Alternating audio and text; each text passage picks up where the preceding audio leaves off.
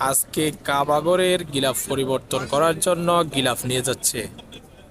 একটু আগে গাড়ি থেকে নামানো হয়েছে এবং ছোট ছোট গাড়িতে করে এই গিলাফগুলো কাবাগরের ভিতরে নিয়ে যাচ্ছে। হয়তো কিছুক্ষণের মধ্যেই কাবার গিলাফ পরিবর্তন করা হবে। প্রতি বছরেই মুহররমের 1 তারিখ কাবাগরের গিলাফ পরিবর্তন করে। কয়েক বছর আগেও কাবাগরের গিলাফ পরিবর্তন করা হতো মুহররমের 10 তারিখ। গত 2 বছর ধরে হয়তো কাবাগরের গিলাফ পরিবর্তন করতেছে হিজরি নববর্ষের প্রথম দিন। আজকে 1445 শেষ এবং 1446 শুরু হচ্ছে। সবাইকে নতুন বছরের শুভেচ্ছা।